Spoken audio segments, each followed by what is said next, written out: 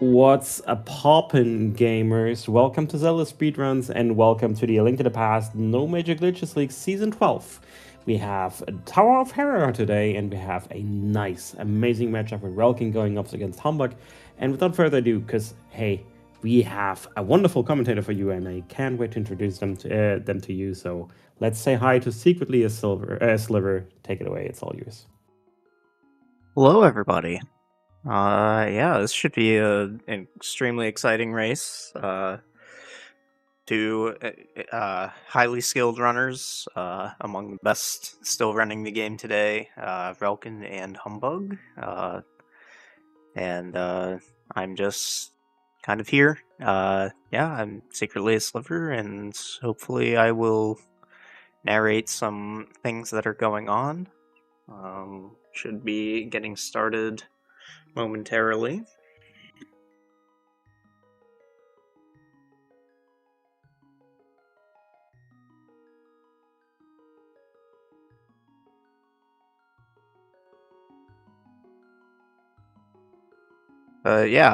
So this is Tower of Hera, which is the top qualifiers. The top 8 qualifiers are in the Tower of Hera. Humbug, well, looking at PBs, looks like Humbug's is 124.42 and Relkin's is 124.14, which is surprising. I didn't realize that Relkin's PB was that good.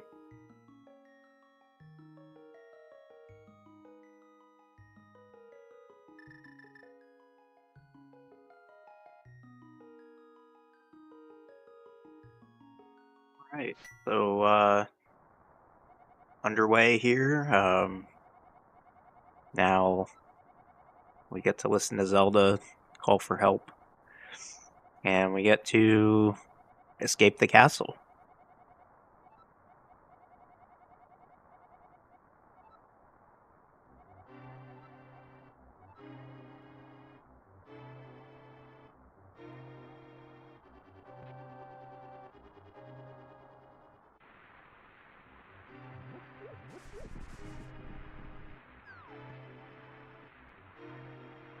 So, not much to say about this portion of the game. It's just kind of a thing that we have to do. You'll notice sometimes Link is moving in somewhat uneven patterns, and that is because both runners are mashing buttons and changing directions, attempting to change directions every frame, but as human beings, we can't really do that reliably. So, and that is called pumping. So when Link is moving either up or left, it's better to change directions as much as possible in order to extend his walking speed.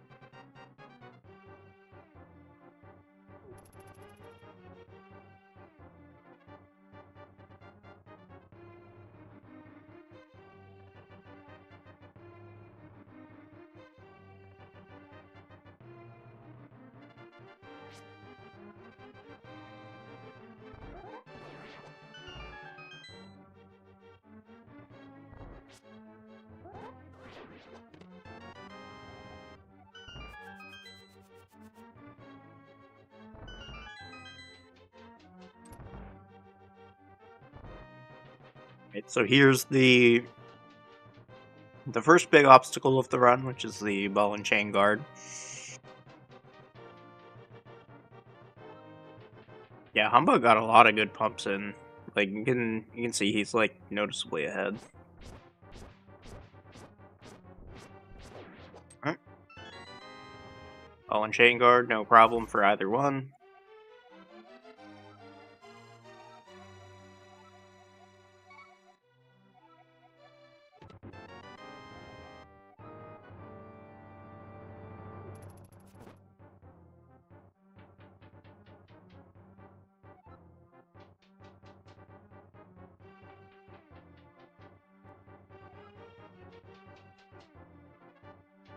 Yeah, and that was a 312 for Humbugh, which is incredible. And the guards pump too. I don't think they're trying as hard, unfortunately.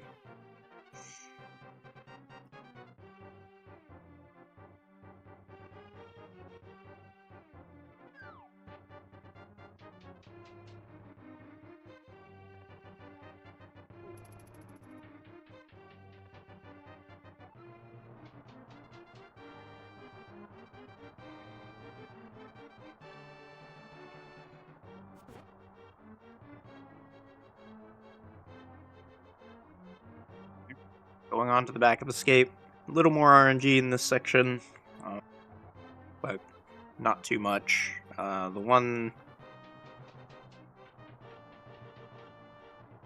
one thing that can really come into play here is the placement of the key rat, which is near the end of this section.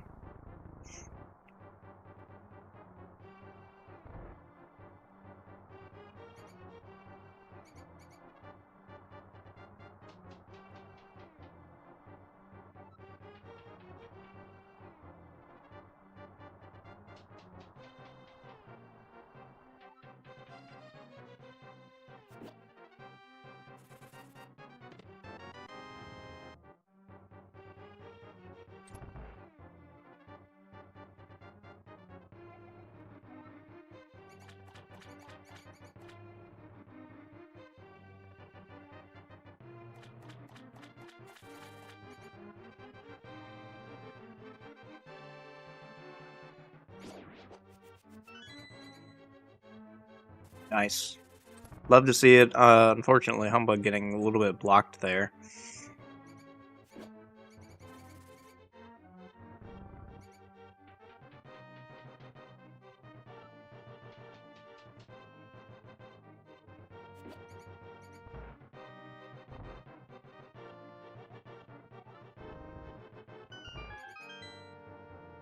Cool. Solid escapes for both.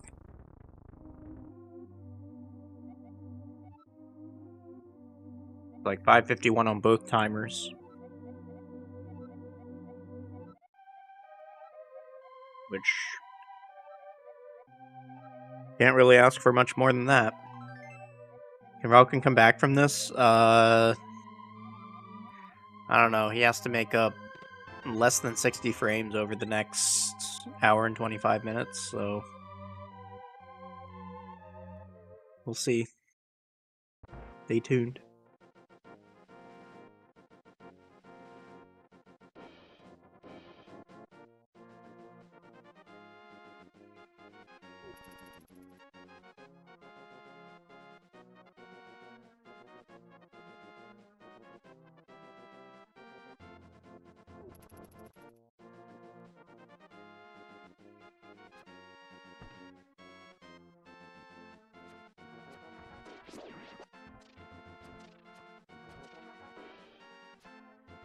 Double rupee drop there for relkin.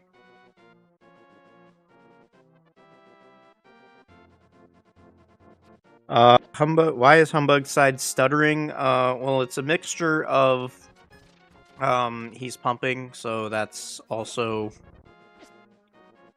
like kind of coming into it, but yeah, his capture card is also on the fritz, so we apologize for that, but we wanted to put this race on for you, so.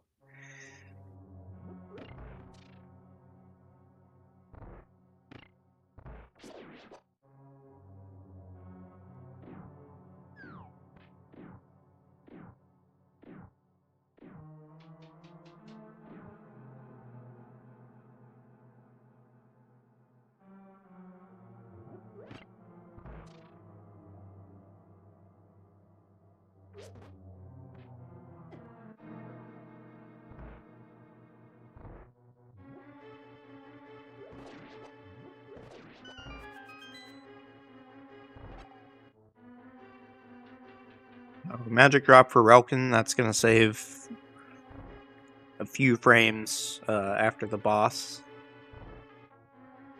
I believe that amount of magic saves 16 frames, but like the amount of time that it takes to throw the boomerang eats into that a little bit.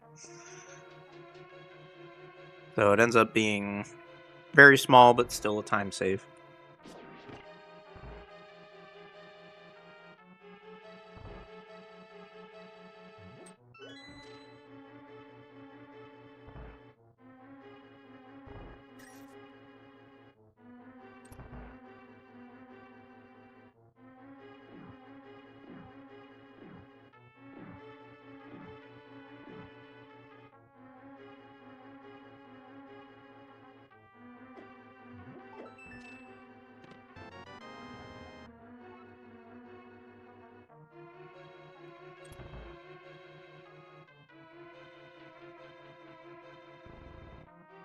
A very nice damage boosts on both sides there. Basically, when Link gets hit, there's a period of time where he becomes invincible, and we call those iframes or invincibility frames. And we use those frames in order to get inside that enemy that looks like 4 anti-fairies. And we do that to hit the switch.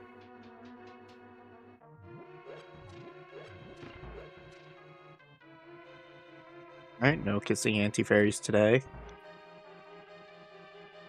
That's just a way to time the room on the fly. Just watch those 2 anti-fairies. If they don't touch, that means you did the room fairly well. Alright, lead change here because Humbugh got some terrible RNG for Zelda Gamer Room.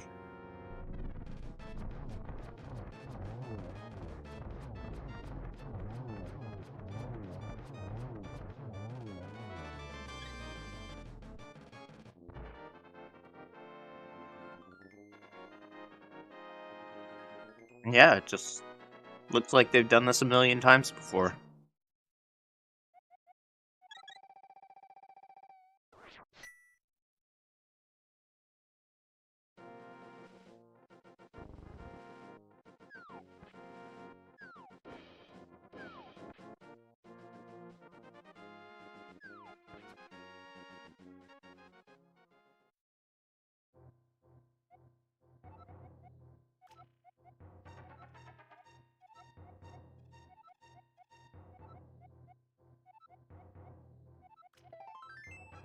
And so now our speedrun can begin.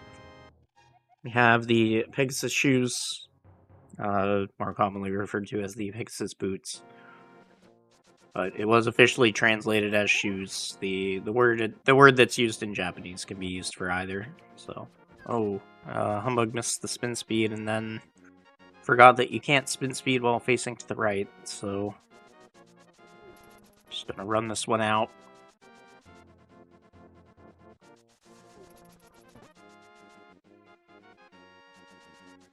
So spin speed is a trick that we do.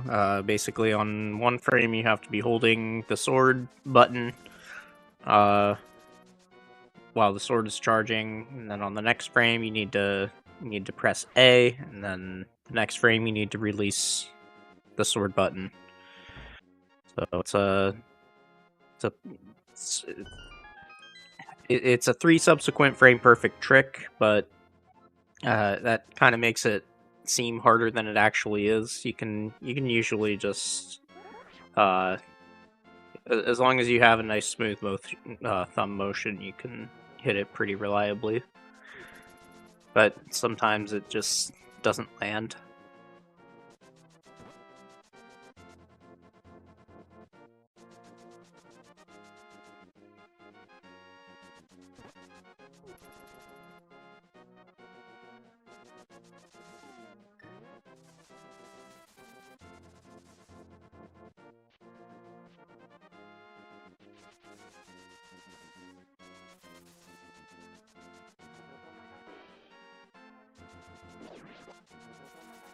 Now we get to go to Desert, which has some nice straight lines for us to use these brand new boots. which are not made for walking. Sorry, Nancy Sinatra, these boots are made for dashing.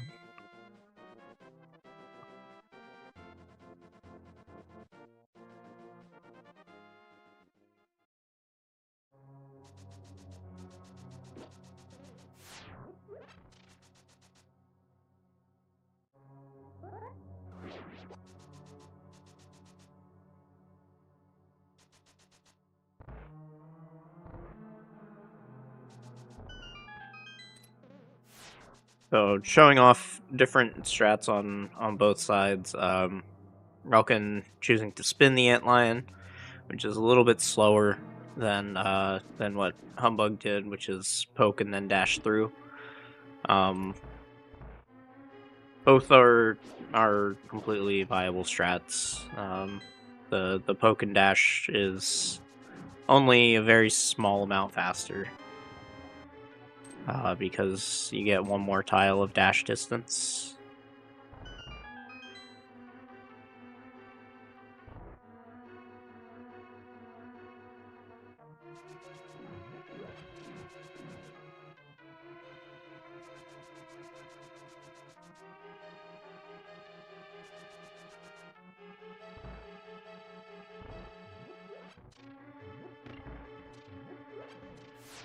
Alright, both runners got a red drop in Eastern, but Relkin is going to have noticeably fewer arrows. Actually, no, they'll have the same amount. Yeah, never mind. So neither of them got drops in Eastern either. Wasted all their drops on the thing. Yeah, so Relkin went for the spin speed there, but he immediately noticed that he messed it up, so he just bailed out of it and went into a backup, which is more presence than I ever have running this game.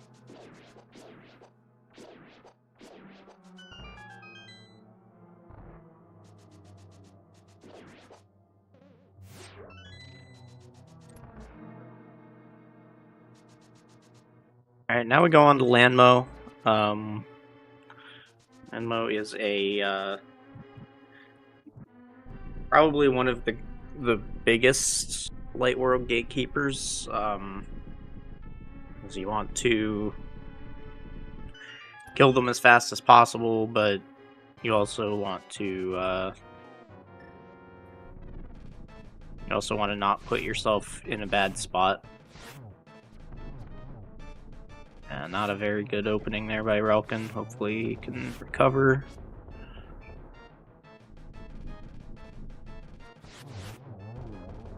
Nice. Okay, save the 3 cycle.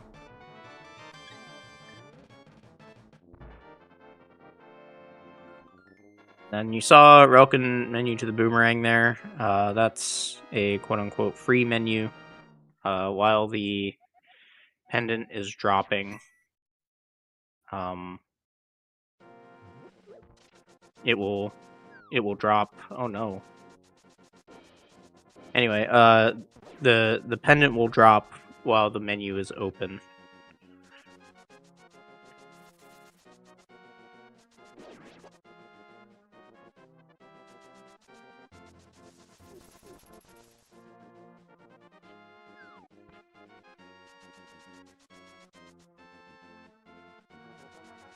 So, kind of a disaster on Humbugh's side, but there are definitely more ways to. There are definitely more things coming up that will allow him the opportunity to come back. Not the least of which is the Aga 1 fight.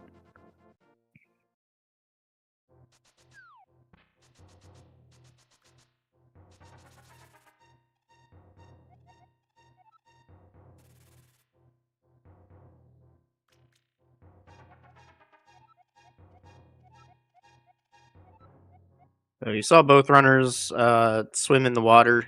If you've ever played this game before, you will know that that's usually not possible. But we are playing on the Japanese 1.0 version, so that means we can do a glitch called fake flippers, which allows us to swim without the flippers and get up to the Death Mountain Ascent Cave about 7 seconds faster than just running up there normally.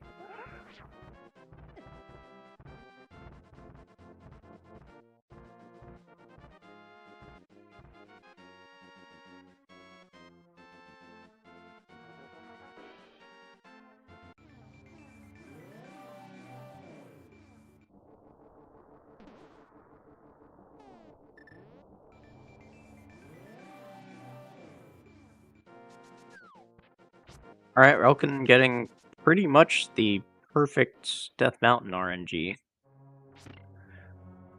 Humbugh taking cabbage to the face.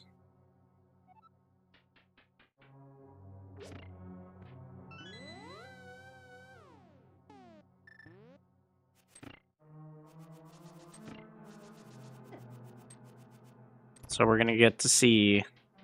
So this thing that Relkin is doing right now is kind of odd thing, but it's probably one of the hardest tricks that people actually do RTA.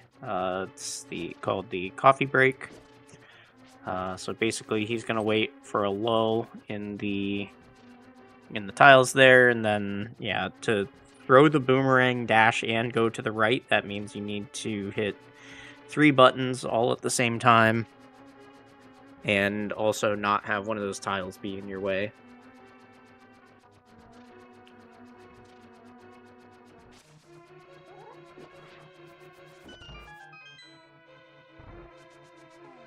Humbugh going for a more traditional dash poke strat.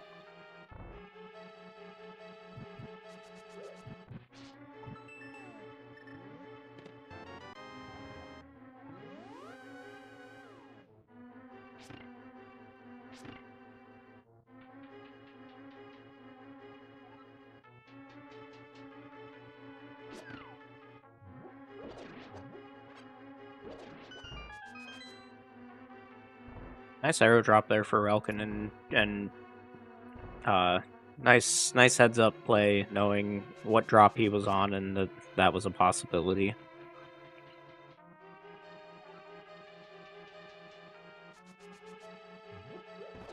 Humbugh is a little light on arrows at the moment.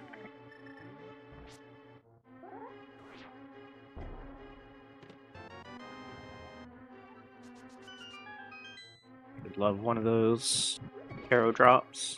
Oh, Kadongo's being... Well, it's not really much Relkin could have done about that. Being at 1 heart, and the Kadongos do 1 heart of damage, so... looks like he hit the switch, which I missed downstairs, but...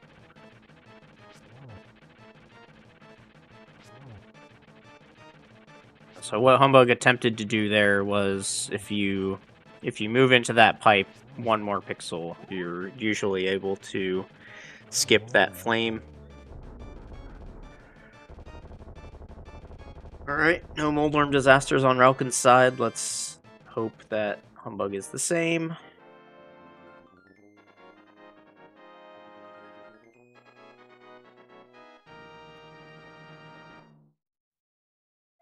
Nice, okay. No Moldorm falls today. At least not on the first Moldorm.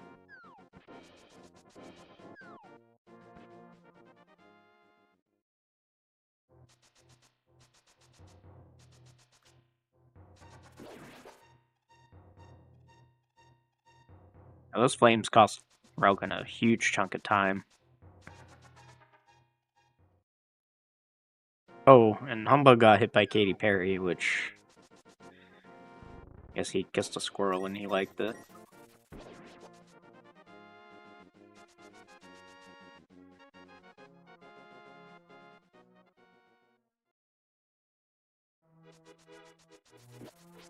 But that's not ideal for Humbug. You definitely want sword beams in Aga Tower. There are a few opportunities to recover that part. We'll see which one he goes with.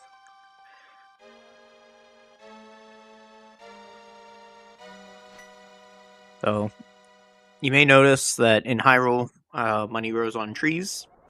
Oh, bush guard, that was so rude. Yeah, so that's really, really bad for Humbug. He has to do backup rupees now. Meanwhile, Relkin's gonna get to skip a red.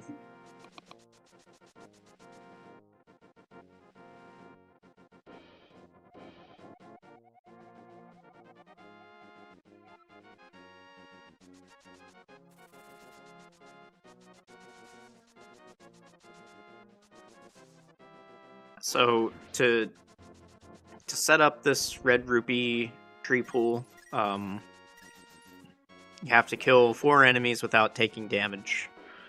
And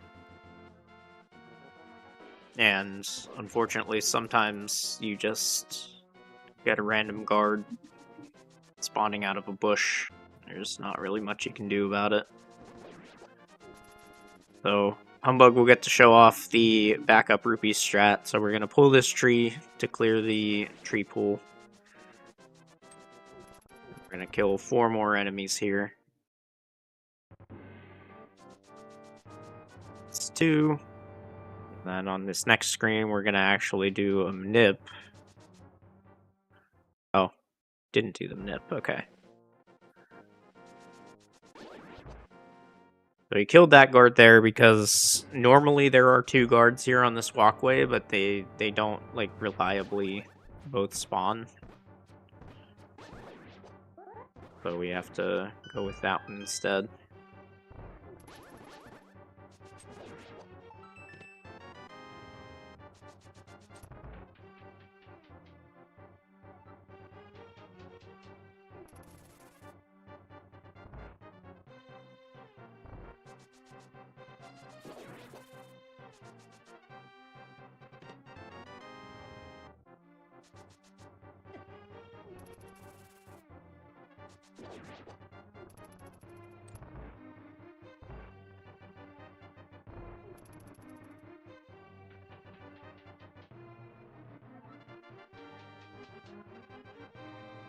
I'm just kind of throwing caution to the wind there.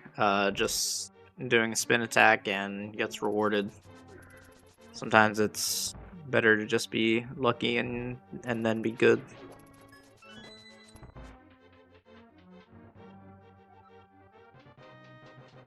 So those 2 guards each have a 50-50 chance of spawning a prize, and that prize pack includes a fairy that we want to save until we get to Turtle Rock. So getting no drops there is ideal. What you probably saw Relkin do was dash through those 2 guards, and that guarantees that they will not drop a prize, but Humbug just took the coin flips and won.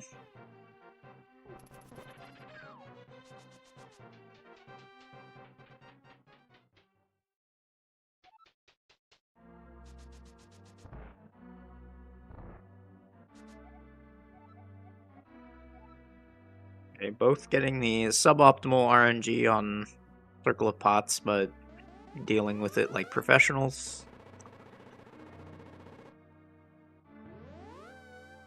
And now we go into the Aga 1 fight. So Aga 1 has a predictable pattern here. His first shot will always be a red ball. His second, third, and fourth shots each have a 50-50%, or each have a 50-50 chance of being red balls or blue ball. Only the red balls damage him. The blue balls just extend the fight. Looks like Relkin only got 1 blue ball for now.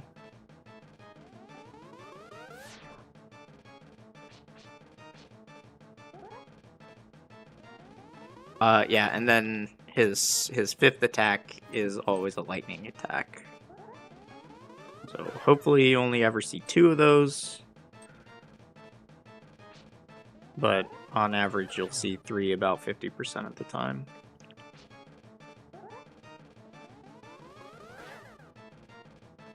Okay, Relkin's gonna escape with 3. I think Humbugh's at 2? He might be at 3 though.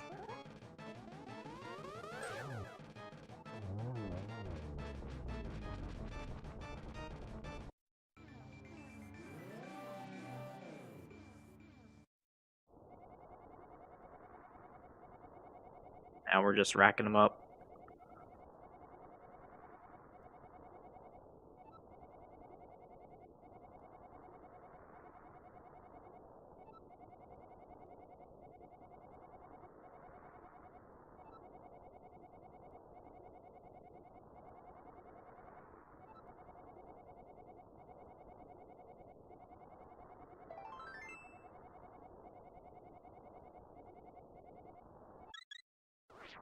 Alright. 3 blue balls for Relkin, I believe it was 4 for Humbugh. And, yeah, now we get into the meaty section of the run. Dark World is a lot more dangerous and a lot more skill intensive.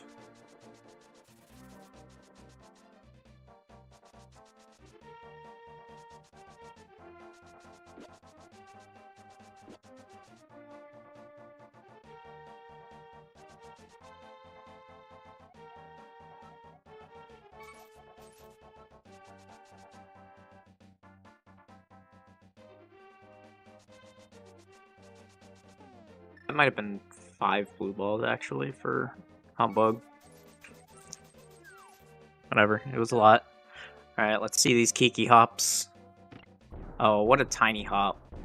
That's so disappointing.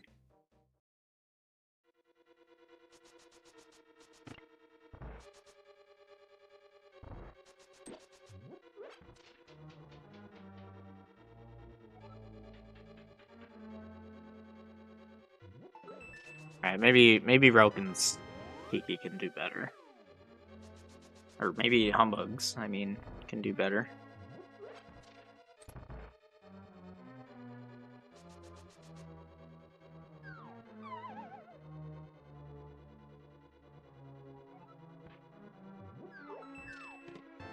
Oh yeah, there we go. That's a huge hop.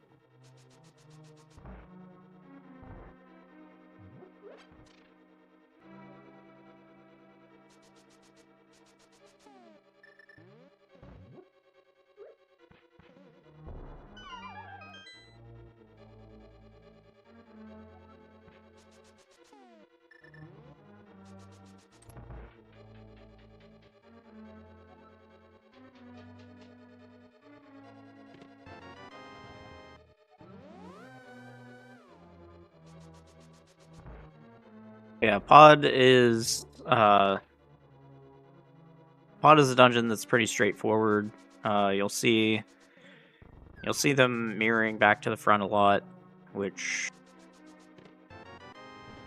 believe it or not, is just faster than walking everywhere. Relkin coming up on the hammer jump, which is a double pixel perfect trick, so that's why he's menuing a million times. Perfect. Only one extraneous menu there.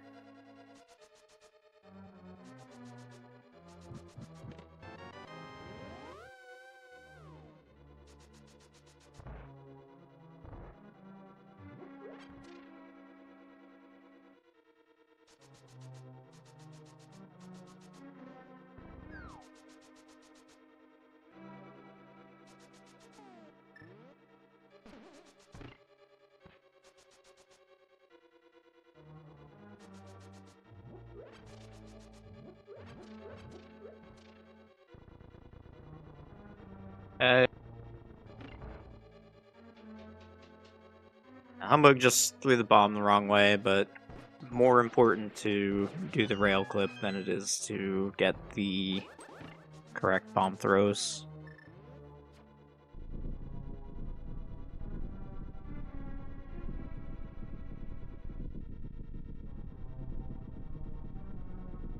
He is going to be down a bomb now, which now he'll recover there.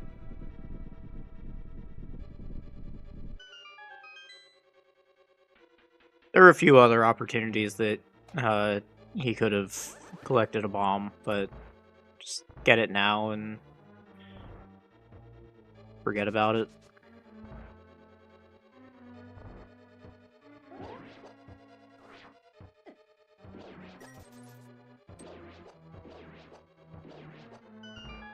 Not the greatest turtle RNG for Relkin, but did some nice recovery strats there.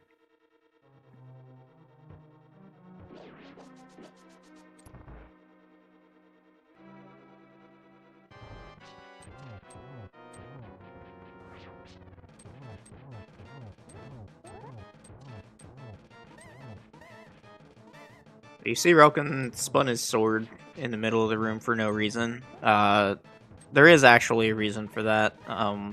So he's trying to arm the spin speed state that we saw earlier. And when Link is in that spin speed state, the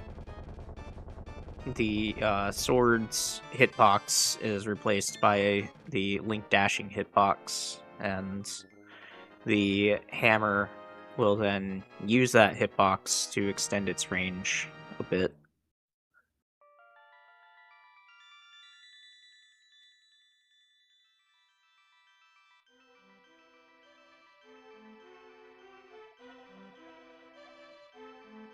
But it makes it a lot easier to land these hits on the jewel in the center of his head, or whatever that is.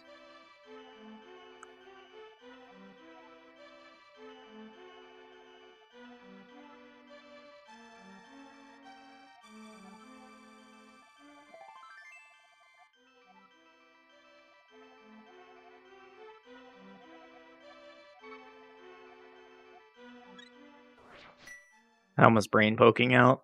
Okay, I believe you. That's canon. That's why he has that big mask to protect his brain.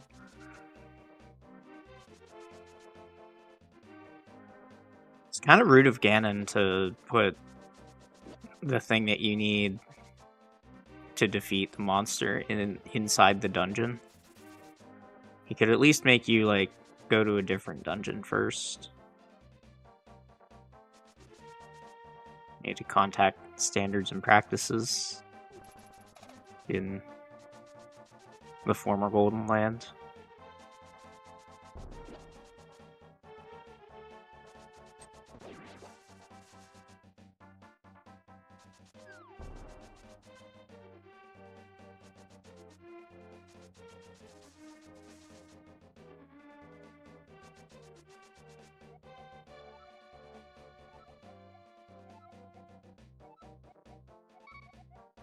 Falcon grabbing the stump here. That's not... I believe it's not optimal, but it does speed up the text a good bit, so it is a viable thing to do. The optimal thing is to dash way up and talk to him on the last available pixel, but like you're not always going to land that reliably, so grabbing the stump is a pretty reliable way to save time on that screen.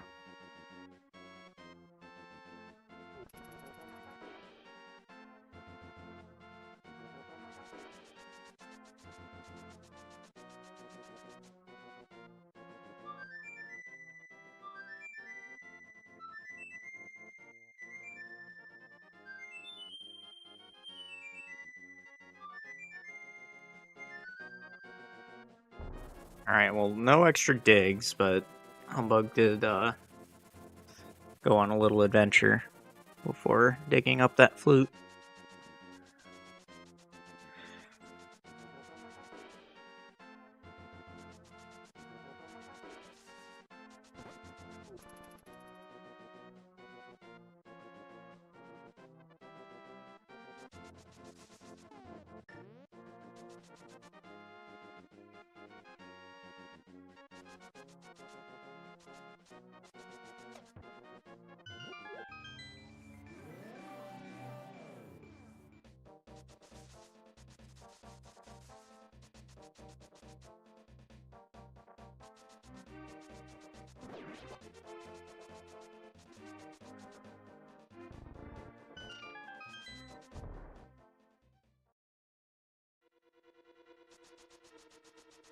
Now we're into Thieves Town. There's not really a lot on the comp side to talk about in Thieves Town, but it is a fairly skill intensive split.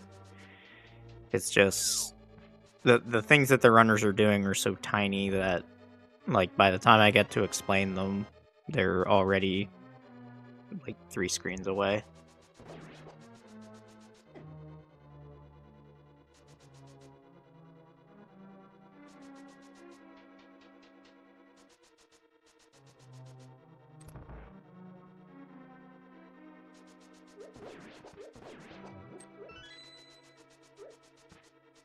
I think the rule is every try is first try, so both runners got first try hammer dash, but it was the third first try.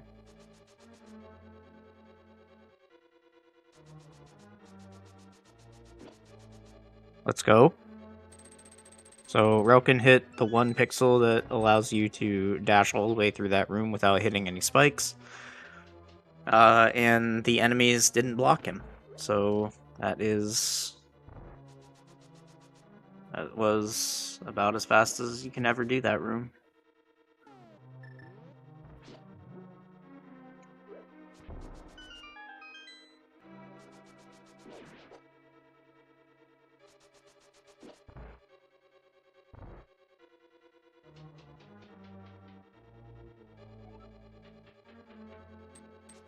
Let's see if Humbug can match that. Okay, got the pixel, let's go.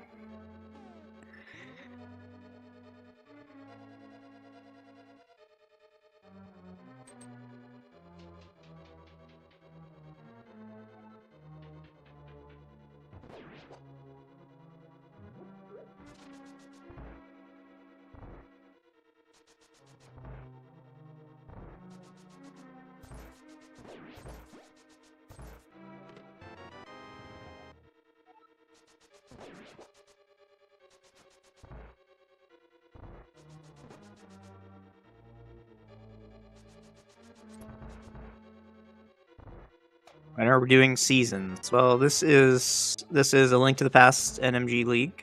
Welcome in, by the way. You can ask any of the Zelda Speedruns staff. I believe there's a schedule somewhere out there, but I do not have a link to it. If Trez has one, please post it in the chat.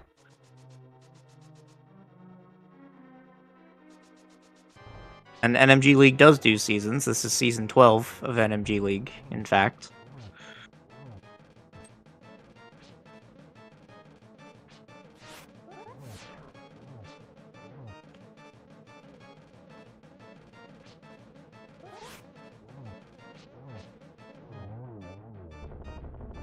Alright, nice blind fight by relkin.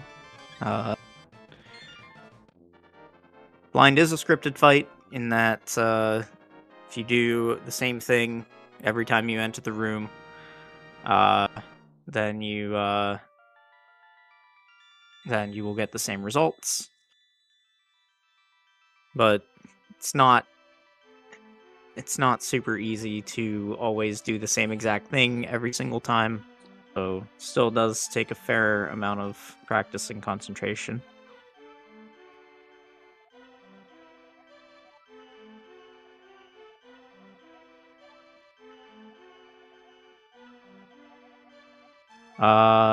Yeah, I'm not sure if NMG League will ever do ages, but yeah, we are on season 12. Maybe we'll start age 1 on the next go around.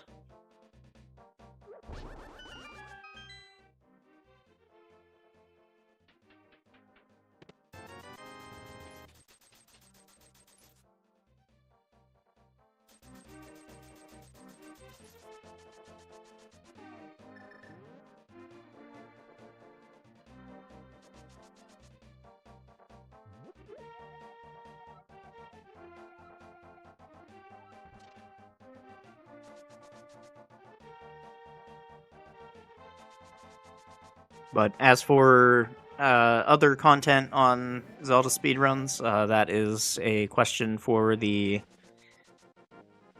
Discord, which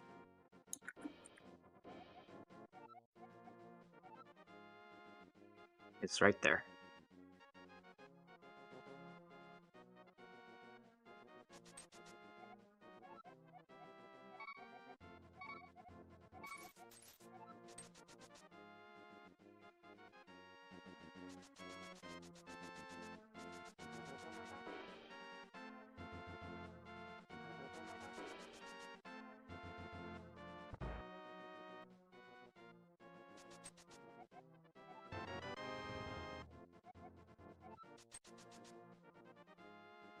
Alright, saving Frog and getting him to give us a sword. Probably the least weird sentence that you can say about video games in the 90s.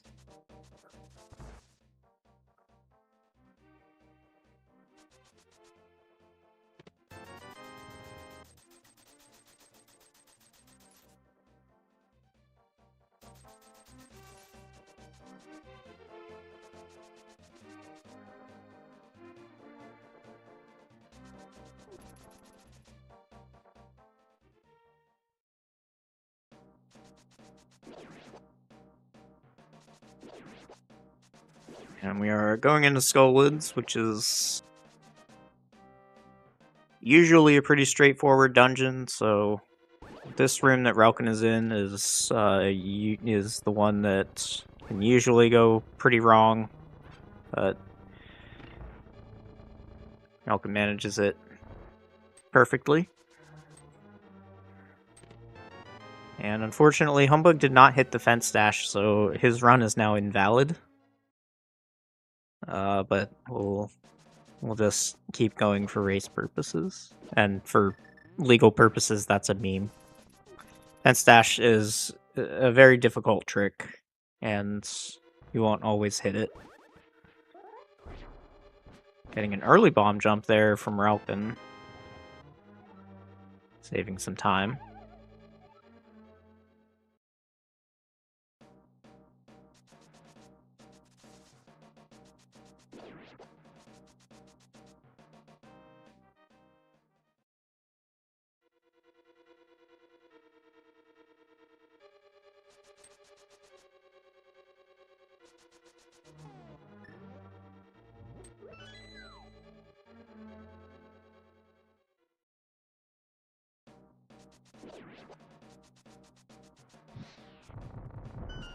Alright, Relkin headed to the back.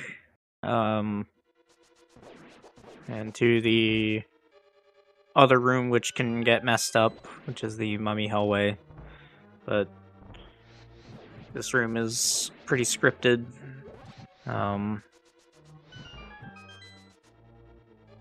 There's not a lot of randomness in Skullwoods. The big points of randomness are in the Mummy Statue room and the boss fight. So basically the first room of the dungeon and the last room of the dungeon. In between, it's all pretty scripted. Alright. It looked like a double hit, but I don't have Relkin's sound on. Yep, okay. 2 spike.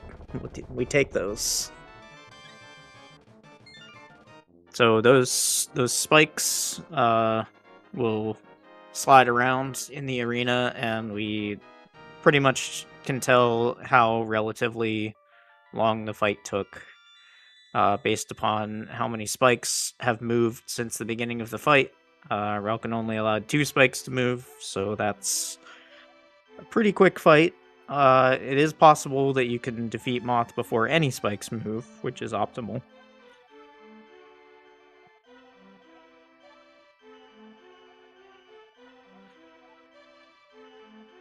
Hopefully we see that right here. No, that was a really bad first bounce, but got kind of bailed out by RNG there.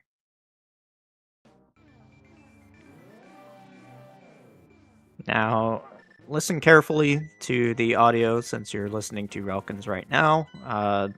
as he exits this next screen, he's going to play his flute, but not wait for the duck.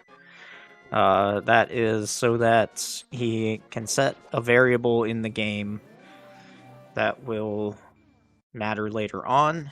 And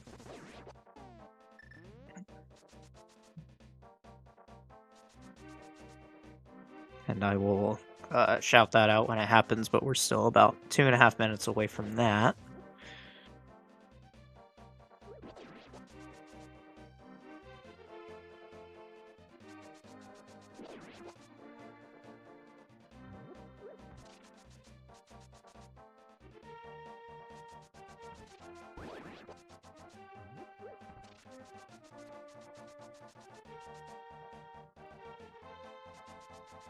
Humbugh following just behind.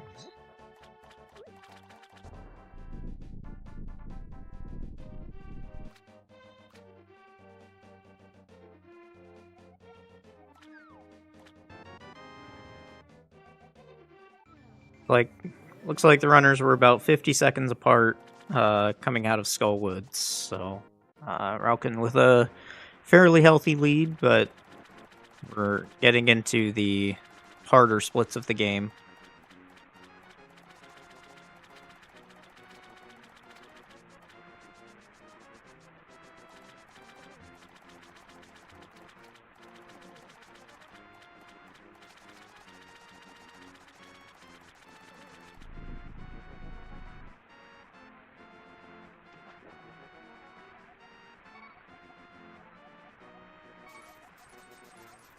I was not 100% sure that that rock would land on Humbugh's side.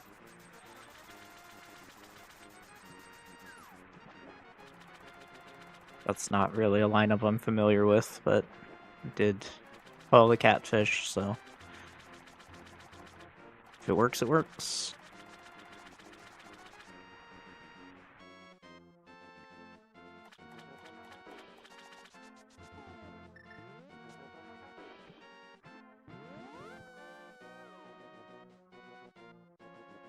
Okay, Relkin getting... So this screen coming up here is why Relkin played the flute, and presumably Humbugh did the same thing. But you have to play the flute in order for this fire rod shot to do the splash damage and land on the Freezor.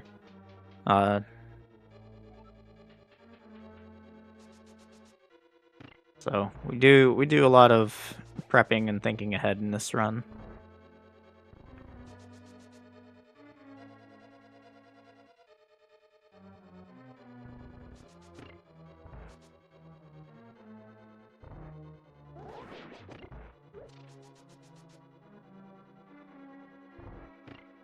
Oh, Humbugh not waiting for the Zora. Okay. So usually you would see people wait for that Zora and slash. But Humbugh just decided to YOLO it. Made it.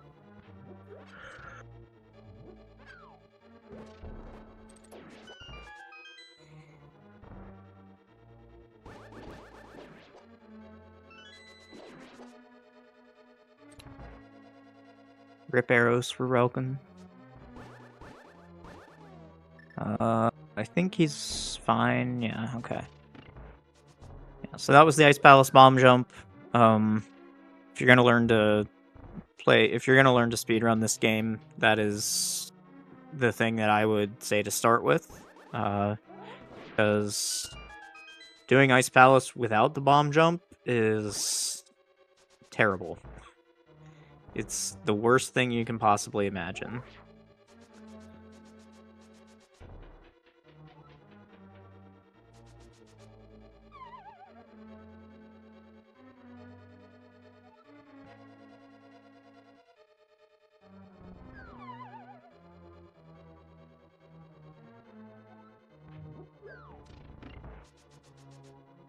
Alright, Humbugh's turn for the bomb jump. Perfect. Easy aim.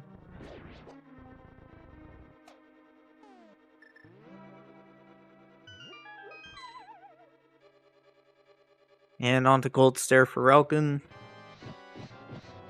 This is one of the scariest bosses because it does a lot of damage if you mess up. Okay. Alright, we're live. Very nice stair clip there by Humbugh.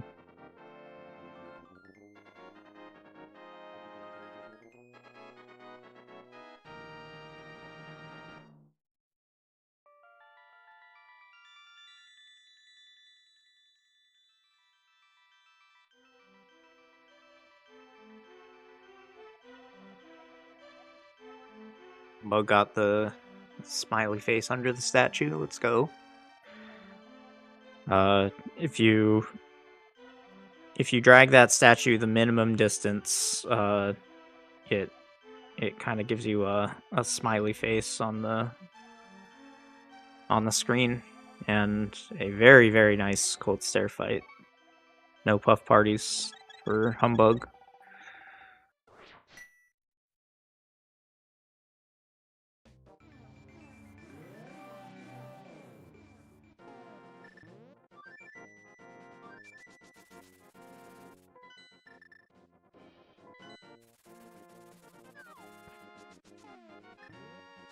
Alright, straight to Swamp for Relkin. It looks like... It's like Humbugh... Not sure. I can't actually read his splits because the font that he uses is illegible. But I'm not... We may see him go to Death Mountain to get Ether.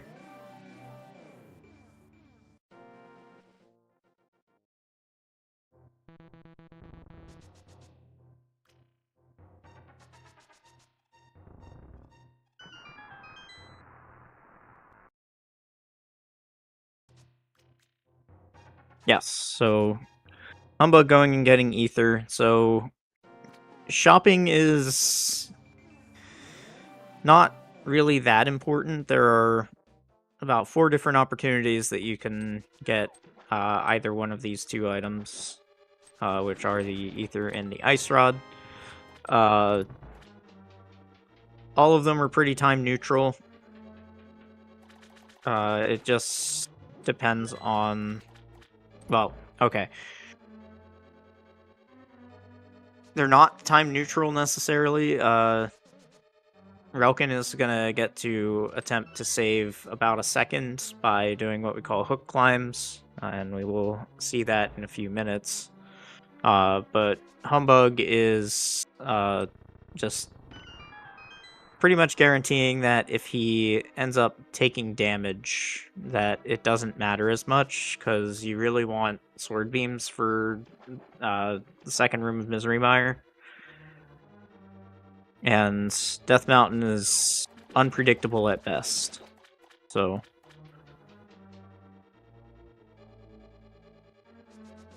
just taking the damage on this split is a lot better than losing the sword beams and having to do Mire 2 the slow way.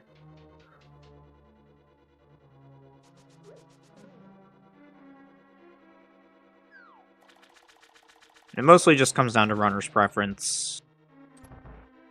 Sometimes runners find that Death Mountain is more consistent than advertised, so they'll just go for these hook climbs. That berry is very rude. Oh, I didn't notice Relkin had sword beams. Okay, I was wondering what he was going to do there. I usually just cry.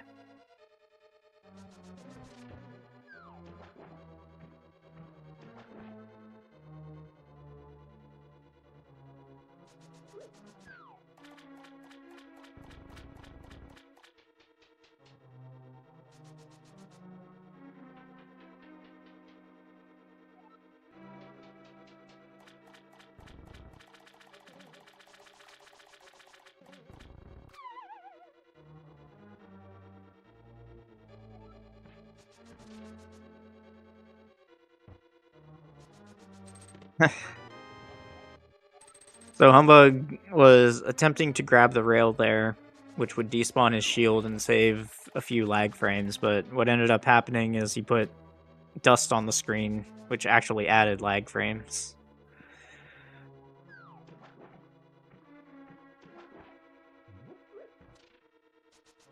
But lag frames, for those who don't know, are frames where the game is not fully sure of what to do yet, so it stops loading for a little bit to fully resolve what it wants to do before it advances the gameplay.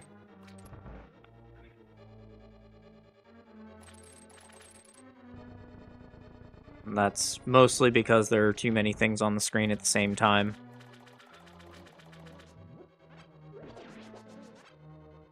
Ooh, nice bomb drop for relkin. He actually needed that bomb. Well, need is a strong word. He definitely appreciates it.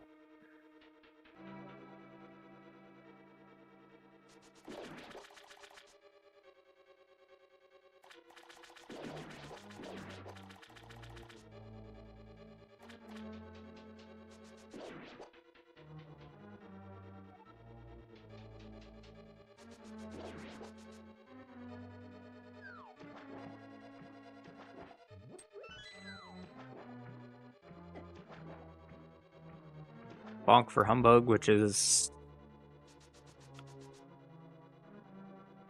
first one in a while. Not just the first one of the run. So anyone who's played this game casually will know, like, if you dash into a wall, you'll bonk backwards, and that's one of the most useful skills in this game is learning how to dash close to walls without bonking off of them. So the fact that you can get this far into the run without any extra bonks is incredible to me. Meanwhile, I blinked and now Argus is dead. So relkin did get the 0 cycle. So Argus has basically 2 attacks. He can either move toward you or he can flare out his little puff balls, and that flare attack is on a timer. But if you can kill all the little puff balls before he flares them out, then that saves, I believe, about 6 seconds over 1 cycle, and yeah, we call that a 0 cycle. We count the number of times that the flare attack happens, and that's how you describe how well or how poorly the room goes. I think relkin missed his hook dash there. All right, so here's the hook climbs I was talking about before. So he's gonna press hook shot and dash at the same time, and that will increase his speed on these manual stairs.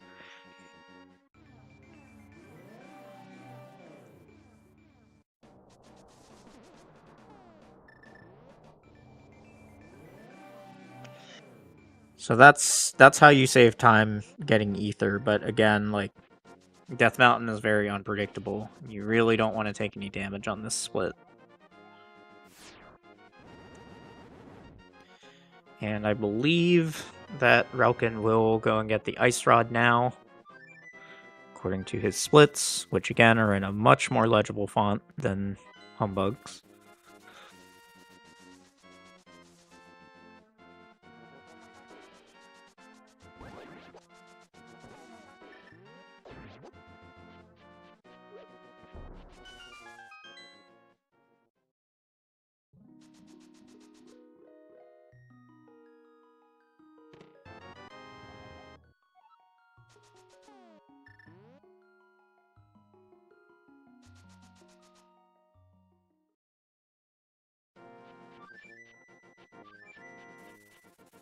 And I believe humbugh is just going to go straight to Mire after this. I think he gets Ice Rod before Turtle Rock.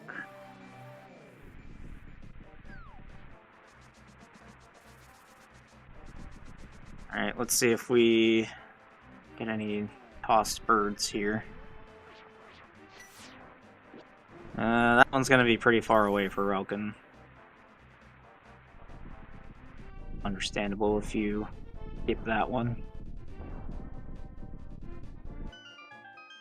Alright, no bird toss for relkin. Ooh, clutch sword beam there by Humbugh, but okay.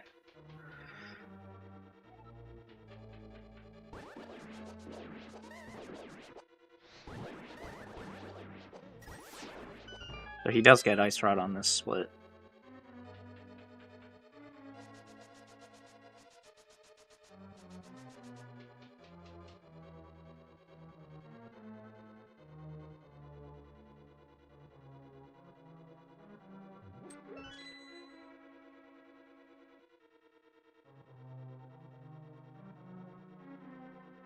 Relkin's not much of a memer. I mean, he kind of is, but when it comes to saving time versus not saving time,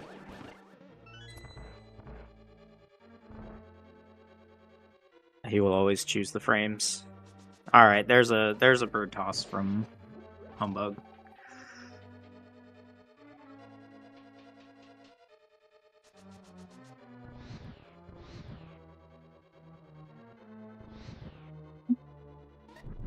I will update the spreadsheet. Oh, that was a little bit too early there for Humbugh, but luckily he doesn't need magic for a while, and he'll get a full refill before he needs it.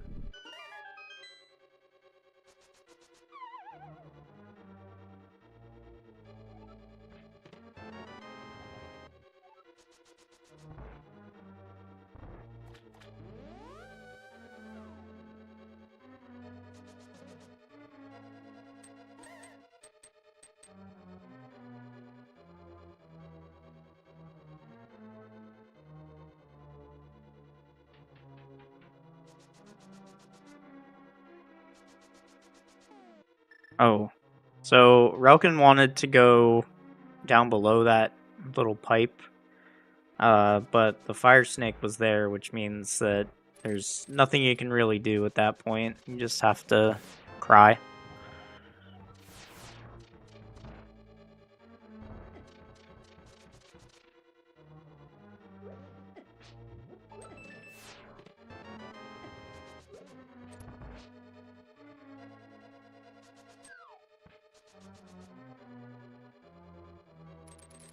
Interesting. Relkin took damage off the spikes there. I wonder how much time that saves. It should save time, theoretically. Most people walk around, but that adds about a tile of movement.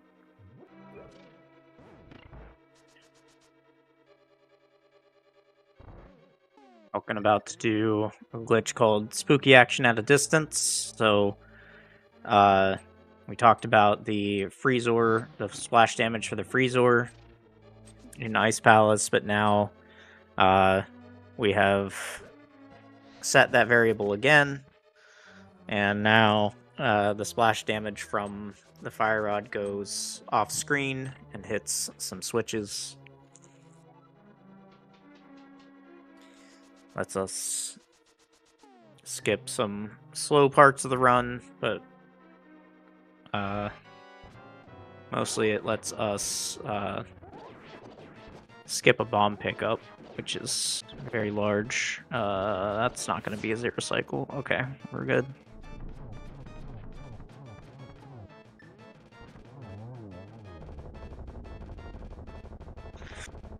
Alright. Good Vidi fight. So Vidi is on a timer. Vitreous is on a timer. He does lightning attacks every so often, but if you do the fight relkin, he shouldn't get the opportunity to do a lightning attack. Relkin unfortunately just missed a spin there. The eyes, so had to take longer for his cleanup than he probably wanted.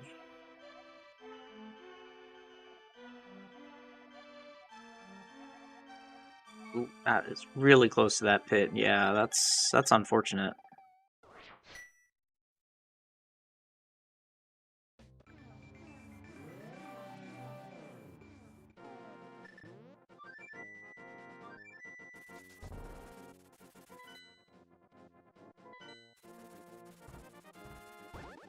Very quick Vitreous fight there by Humbug.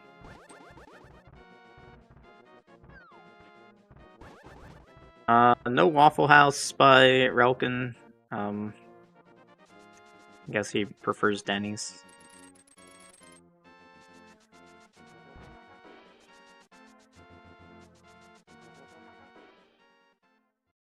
So hopefully we'll get to see Humbug do it, but there's a strat that that lets you very quickly go through that screen while navigating dead rocks and boulders, and we call it the Waffle House drive-through after the player that came up with it. Oh, wow, that's I'm surprised actually. I did not think that Ralkin got dead rocked there.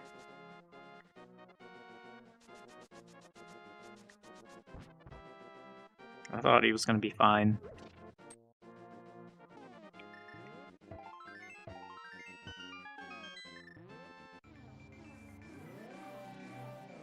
Freak.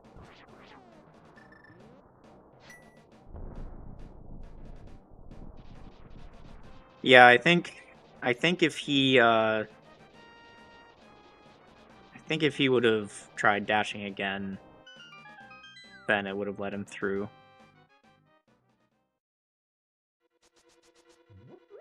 Sometimes like sometimes the game will bonk you off of the dead rock, but then like you try to dash through again and it will let you through. And I'm not 100% sure what that is. Something subpixels.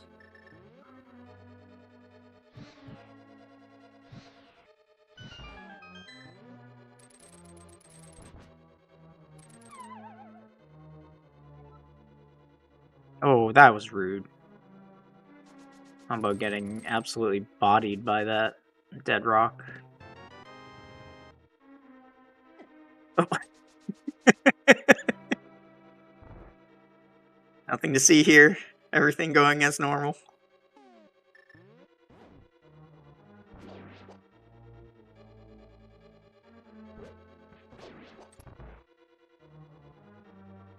So ideally, Humbug would have just been speeded into that warp, but unfortunately he missed the warp and then didn't notice until he had already jumped off.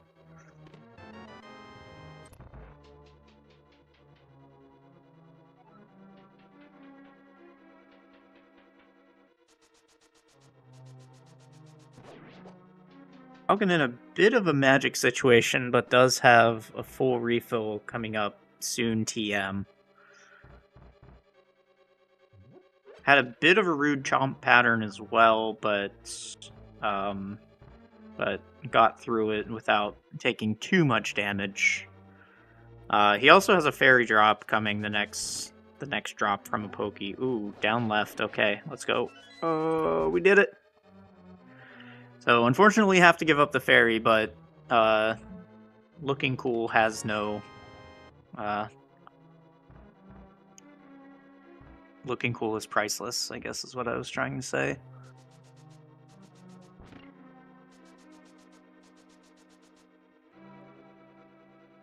Yeah, and unfortunately, Humbug took a bunch of damage on the mountain. I think he took 4 or 5 hearts on the mountain, and then also a couple roller hits, so...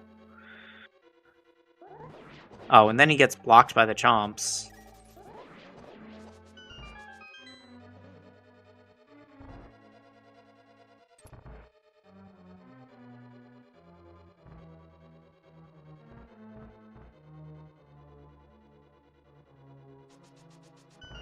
Alright, so Relkin got his full magic refill, so he should be good for the rest of the dungeon.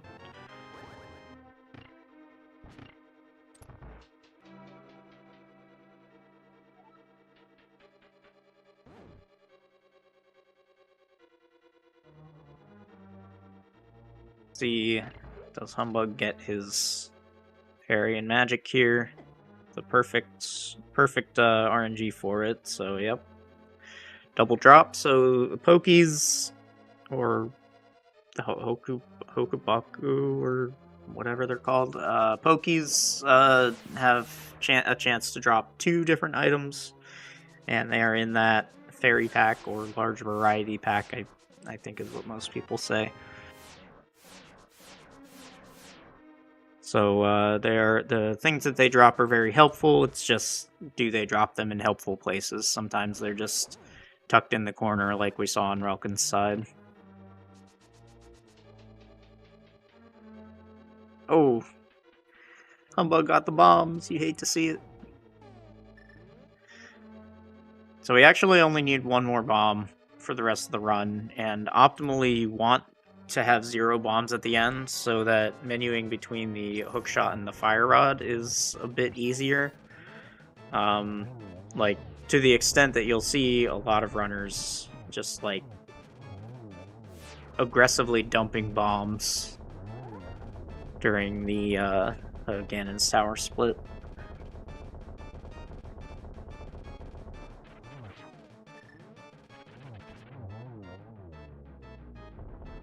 Alright, great Trinex fight there on Relkin's side.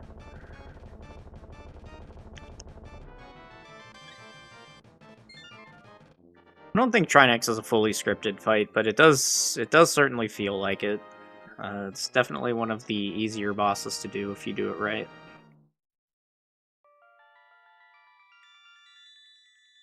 Not really much that you have to react to, necessarily.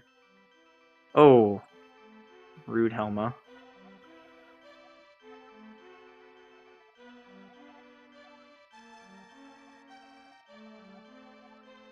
Can we check the ROMs? Humbugh's enemies seem to be a little more bloodthirsty than Relkin's. Oh, we're hovering? Let's go. Let's go. Okay.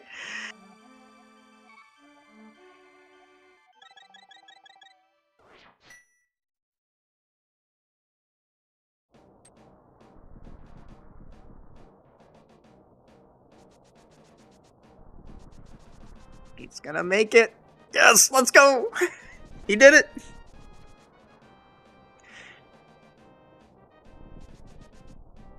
Now, is that 30 seconds slower? Sure, but again, looking cool is priceless.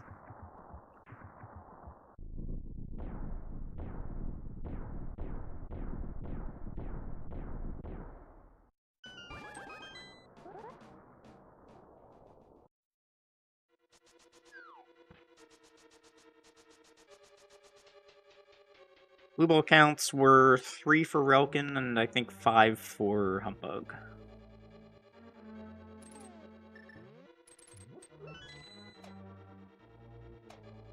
But Humbugh had, let's say, an adventure on Landmo and has been attempting to catch up ever since, but Relkin has not let him.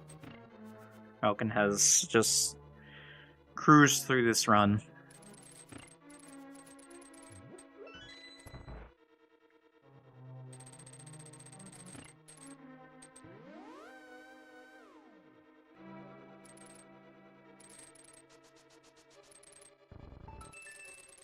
Oh, Relkin even getting the good RNG there for the Fire Snake, so he quickly got into position and pushed that block up so the Fire Snake can't go past it, and now has a free lane to just hookshot over to that chest.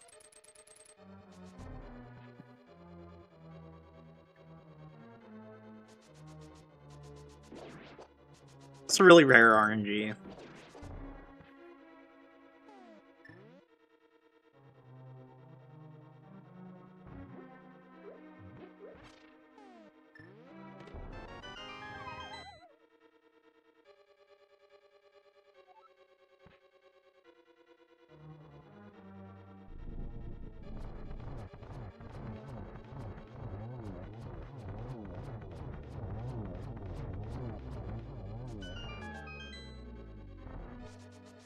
Alright, Relkin's gonna need the arrows here. Hate to see it, but sometimes it's necessary.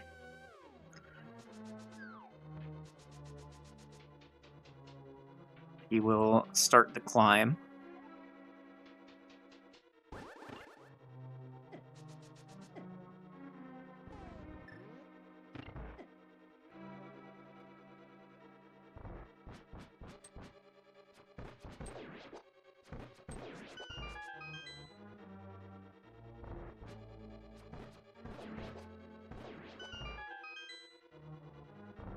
So the GT climb just has a bunch of enemy kill rooms, so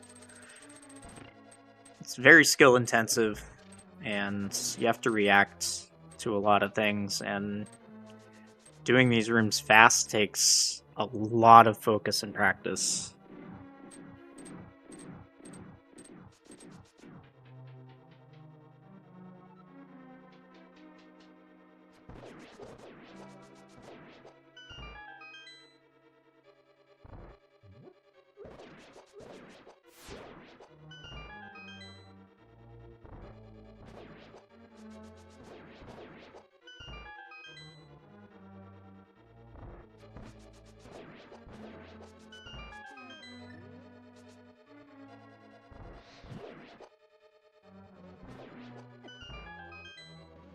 Relkin doesn't do Ganon Ball Z because Ganon Ball Z is impossible.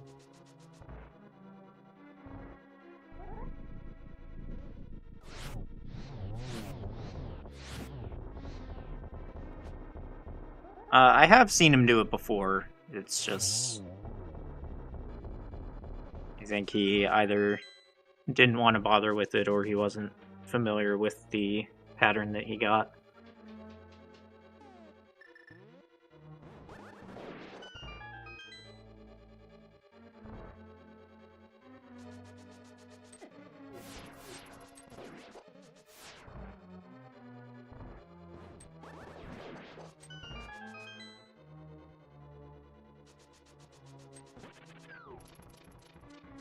Nice little alternate strat there from Humbugh for Mimics 2, so Relkin did... Yeah, so I would encourage anyone to sync up these videos when they both start the climb and just look at the subtle differences between the way that Relkin did the rooms and the way that Humbugh did the rooms, because they're like completely different in every way, but they're still effective. Like there's just so many ways to do these rooms, and if you don't like one, you don't have to do it.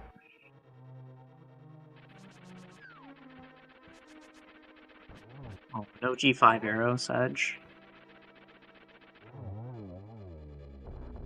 No Moldorm hover.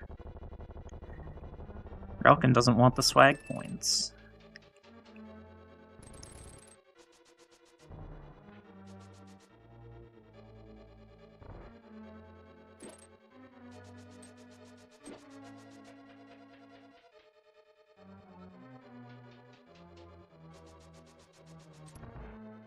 Alright, on to Aghanim 2, which is probably one of the hardest bosses in this game. So the two clones always shoot energy balls. The real one always shoots an energy ball on the first one. Second and third are 50-50 red ball, blue ball, and the fourth one is always a red ball again. So red ball and then two potential blue balls and then another red ball. So just stays on that pattern. Very solid GT by Relkin. I just hope that he doesn't split when the bat crashes into the pyramid. Okay, good. Split at the correct time.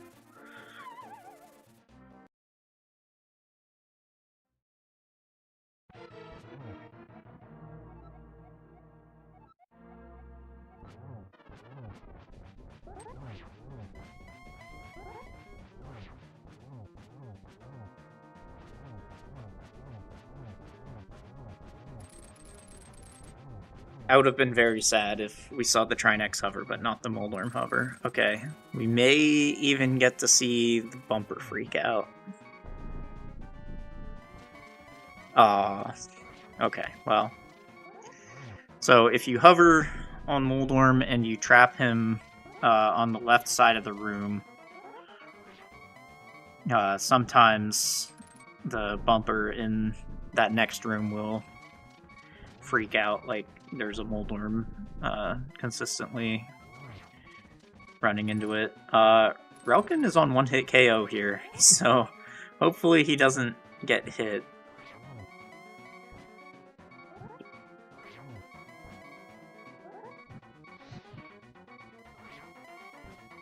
Did that land? I can't hear, so...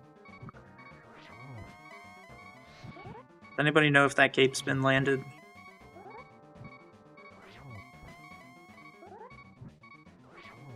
It did, okay.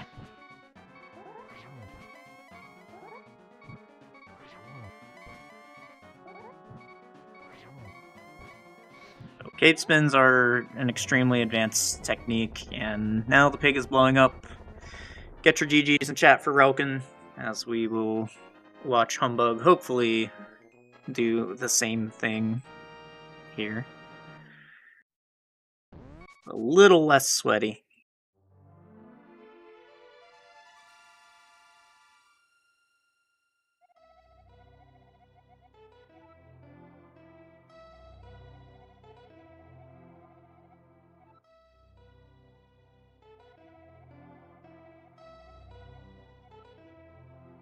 Yeah, and I was saying before when Humbugh got the bombs that optimally you want to be on 0, and that's why like his muscle memory says, okay, you need to menu one selection to the right, but that's actually not the case here because he has bombs that he has to menu past. All right, spin to win, 12 hits, and we're done.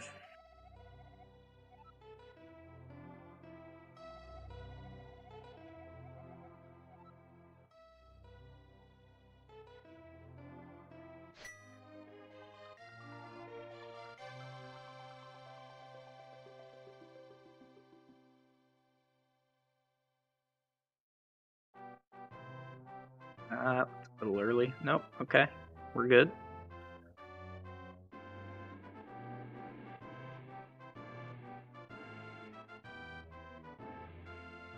Alright, perfect phase 4 there by Humbugh.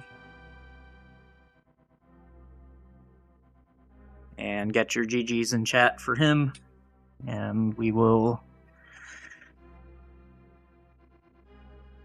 throw some invites out there. Maybe we will get some runner interviews.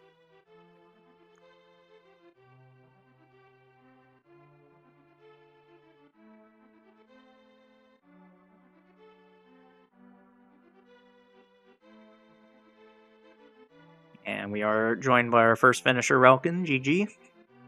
Hey, GG. And we are also joined by Humbugh. GG, sir. Thank you. So, Relkin, how did that feel overall? Because it just seemed like you were kind of cruising, like it's business as usual. Let's see. The beginning was fine. Everything to desert, and then Hera stuff kind of happened, so that sucked a little bit. But I mean, we were still doing okay. And honestly, 3 blue balls is fine for that light world. I was like, don't have this be a 0 blue ball run. And then pod is, I always lose time in pod because I'm running against a 605 in PB. Everything after pod was good though. Like everything from pod to Meyer was good except for a little bit of ice. And then TR sucked. GT was great until G5. Everything sucked after G5. Yeah. And then Humbugh pulling out the button mash strats. Oh yeah. That Trinex cover was a thing of beauty. That was kind of sick, wasn't it? Yeah, this guy over here probably is like did it just because he was so behind. Yeah. I said to Relkin as we were playing, like we were in a voice chat together. And a couple of years back, Biden did the same thing to me. Like he had an awful run for whatever reason, and I somehow was ahead. So he hovered Trinex, and it was sick. So I just wanted to replicate Biden, you know. Don't we all, by the way?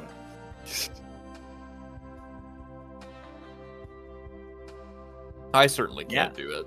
I think the furthest I've gotten is like halfway between the first and second torch. Successfully done it once, and then I've gotten to the last pixel and fallen before. Like I've actually fallen through the platform before.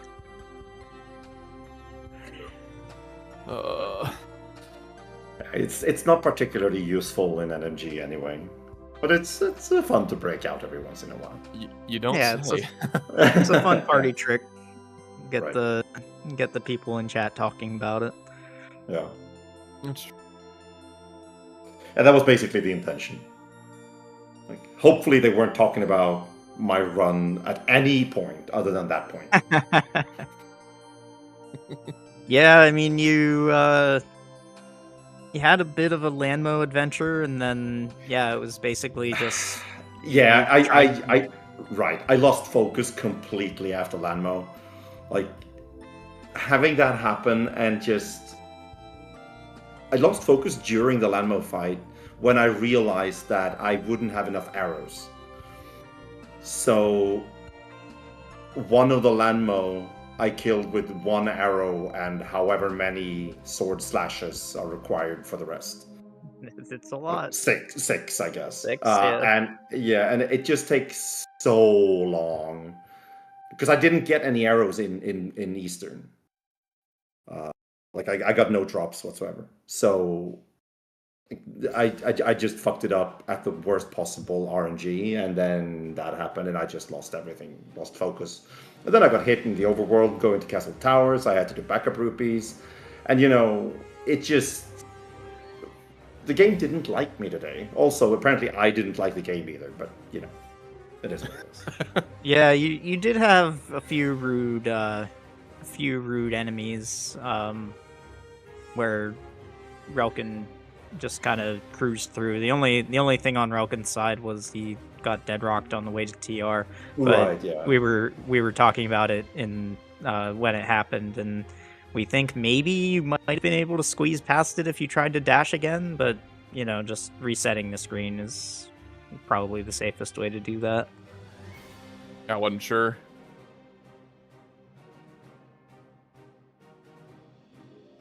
Yeah, and then Humbugh, you were trucking along too. You were trying to come back, just Relkin wouldn't let you. Yeah, I mean, if I'm almost a minute behind Relkin going into Dark World, I see no way that Relkin is going to do something that lets me catch up. If he just plays his normal game, it doesn't matter if I play my best. There's no way I'm less than a minute behind going into finishing. So I just tried to play the game, but sometimes it wouldn't let me. Yeah. We still had fun though. Well, the important part is that we all love Zelda. Well, yes. And speaking of Zelda, this has been ZSR, Zelda Speedruns, and I am secretly Sliver. Go follow these two runners because they are both wonderful people, along with being highly skilled speedrunners. And I will throw it back to Trez to take you somewhere else. Of course, thank you all so much for watching. Thank you to Secretly a Sliver, Secretly a Champ, as I called you earlier before the restream for doing this solo comms. Thank you all so much for watching. I hope you all had a great time. We're going to be back on ZSR N2 and 3 later tonight with some some Wind Waker, and some Uder. And even a grand final today with the OT Randomizer Standard Tournament Season 9 Grand Finals. That's in around 2 hours. So until then, thank you all so much for watching. Have a good day, and see you soon.